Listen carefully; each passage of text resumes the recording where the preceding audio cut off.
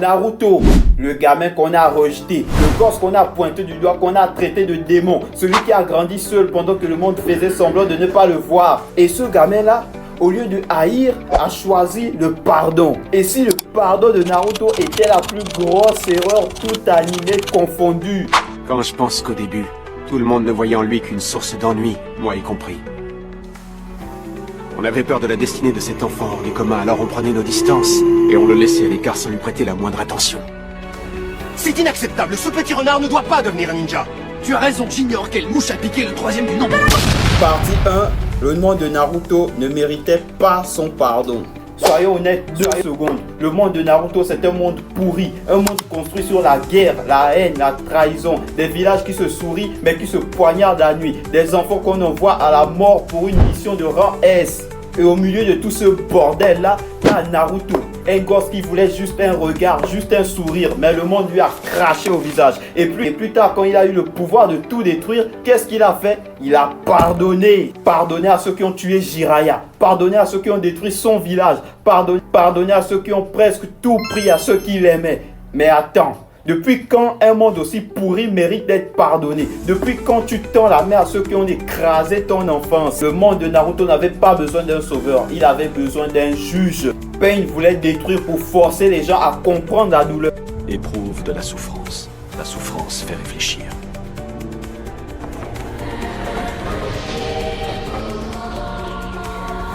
Accueille-la en toi sans réserve pour apprendre à mieux te connaître.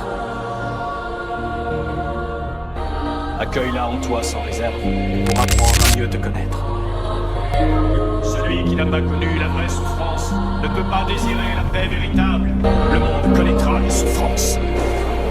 Répulsion céleste.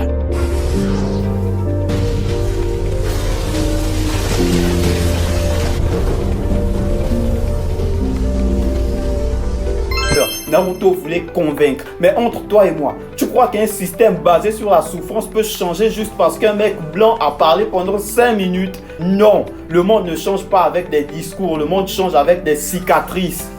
Partie 2, le pardon, c'est noble mais c'est naïf.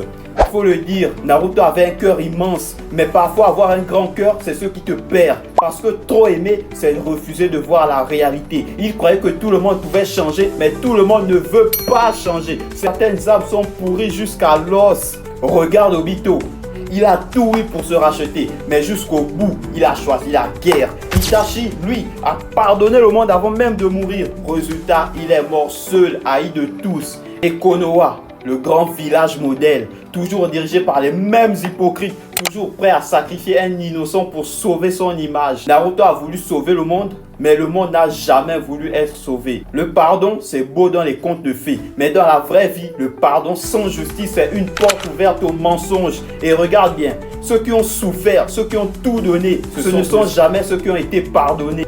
Partie 3, Naruto aurait dû être le feu, pas la lumière. Oui, je le dis haut et fort, Naruto aurait dû être le feu, pas la lumière. Il avait la puissance des dieux. Le mec pouvait balayer Konoha d'un claquement de doigts. Mais non, il a choisi de pardonner. Il aurait pu construire un monde neuf, un monde sans clan pourri, sans vieux manipulateur là. Mais il a préféré maintenir la paix de façade. Naruto a gagné la guerre, mais il a perdu le combat des idées. Il a hérité du rêve de Jiraiya, mais Jiraiya lui-même n'a jamais réussi à changer le monde. Et c'est là le problème. Naruto a répété un rêve qui avait déjà échoué. Regarde le monde qu'il a laissé. Boruto isolé, incompris dans une paix sans âme. Les ninjas d'aujourd'hui, des soldats sans conviction, sans flamme, sans but. Naruto n'a pas libéré le monde, il l'a endormi. Parce qu'au fond, Naruto n'a jamais voulu être un dieu, il a juste voulu être aimé. Et pour être aimé, il a pardonné. Il a pardonné à ceux qui ont trahi, à ceux qui ont menti, à ceux qui ont détruit son enfance. Et tu sais quoi? C'est là sa plus grande force, sa plus grande faiblesse. Parce qu'un homme qui pardonne tout finit par se perdre lui-même. Le pardon, c'est beau quand l'autre veut changer. Mais quand l'autre refuse de changer, le pardon devient une trahison envers soi-même. Naruto n'a pas échoué par faiblesse, il a échoué par bonté.